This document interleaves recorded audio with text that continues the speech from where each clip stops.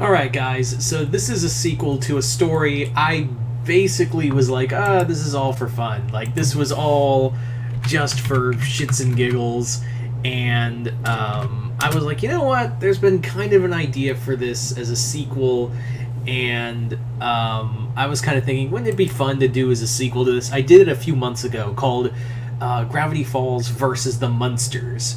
So, Gravity Falls versus the Munsters, the first idea was more or less Stan trying to capture the Munsters and more or less put them in like as a freak show.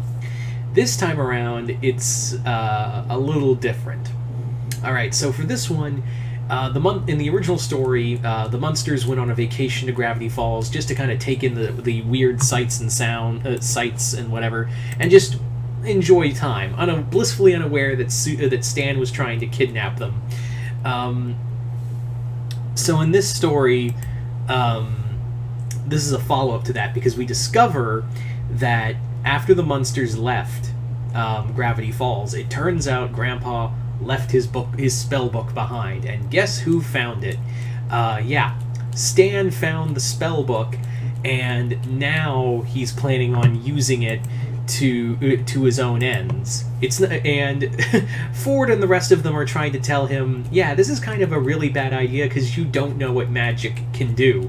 In fact, you have no idea what kind of, powers you could, possibly unleash by doing this. Even Ford is like, Stanley, this is a really bad idea. You should really not do this. And Stan is like, fuck y'all, I'm gonna do what I want. So Stan starts poking around in Grandpa Munster's spell book. Meanwhile, while this is going on, the Munsters arrive back home after a long vacation, a long, wonderful vacation, and Grandpa is like, "Oh, nuts! I've left the book back at. I think I left my spell book back in Gravity Falls." And Lily's like, "Grandpa, why did you leave the book? Why did you bring your spell book anyway?" He's like, "What? I got bored. It's not like I can sit around and play Pachisi now, is it?" So Herman is like, "Well, can't we just, we can leave it there. We could probably get it mailed back to us. Those people were so nice. We could probably just send a letter telling them, hey, we left our spell book behind. Can you mail it back to us?" And Grandpa's like, "I didn't think that shyster would be so willing to part with my spell book, and especially if that Budinsky's pilfering around in those pages. Who knows what kind of crazy stuff he's gonna come up with?" And the Munster's like, that's a good idea. That's a good point. All right, everyone, it looks like we're going back to Gravity Falls to to undo the damage Grandpa did. Meanwhile, Stan is, of course, poking around in Grandpa Munster's spell book, and he's trying to figure out how it works, because he's experienced magical events and occurrences before, but he's never really played with it himself. And now he's in face first in front of it, and now he's trying to figure out how to manipulate it into his own fashion. So Stan, along with Seuss and Dipper's also curious about this too, because he's like, I know this is kind of a bad idea, but this might be the only time we get to play around with magic. So what could we do, honestly? What could we possibly do? And Stan's flipping through the pages, here's our first little spell, an invisibility spell. How about we try that? That sounds right. So let me get so they get the ingredients together, which in Gravity Falls is pretty easy to find. And what they do is turn Waddles invisible. They use Waddles as a guinea pig, literally, and turn him invisible. So most of the story from here on out is just Waddles is now invisible, and the only way they can find him is because Waddles rolls around in the mud, and that's the only way anyone can see him.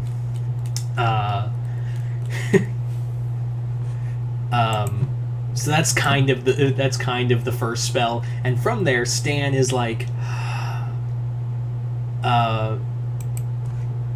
we could, with this, I could get money, and I wouldn't have to sell it. Or I could sell the spell book to the highest bidder. There's so many, ways I could manipulate people, and so much ways I can get money.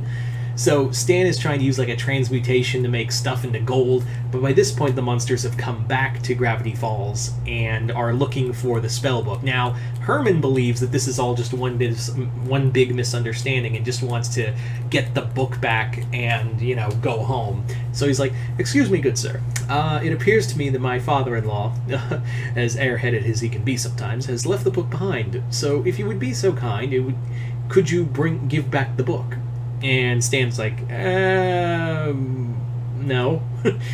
So this leads to, this time around, in the last story, they were blissfully unaware as to what was going on. This time, however, the Munsters are now at war with the Mystery Shack to get the spellbook back.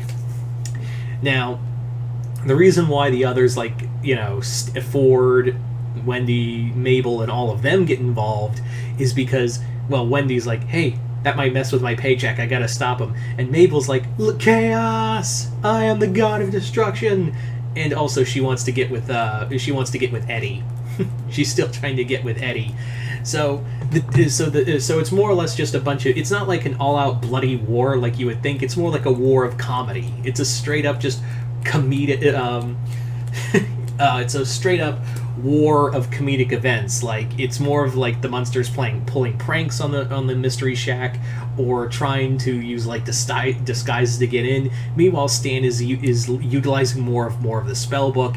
But what happens is that Stan is trying to use the transmutation spell to make gold, and it's basically like the Midas touch, where in there Stan gets the Midas touch and he's like, "I've done it. I have gotten gold. I have the golden touch. How about that, Seuss?" And he high-fives Seuss. He's like, "Uh-oh." And turns Seuss into gold. He's like, "I can work with this. I just got to be very careful eating and going to the bathroom." So Stan's power is going out of his gold power. His newly found gold powers are going out of whack until inevitably Dipper's like, "This has gone far enough," and he helps the Munsters get the spellbook back, and Grandpa reverses it and stops Stan from turning everything to gold and becoming basically like a gold plague. So by the end of it, he gets the spellbook back, and the Munsters are like, "Yeah, we don't want to do this again. Look, you've ruined such a wonderful vacation spot. The people, the spots are beautiful, but the people are so unlikable.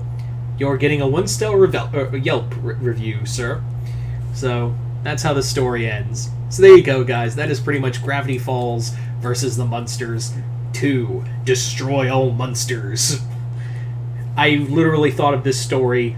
No lie, I literally thought of this story just to use that title. That was the whole point. Destroy all Munsters.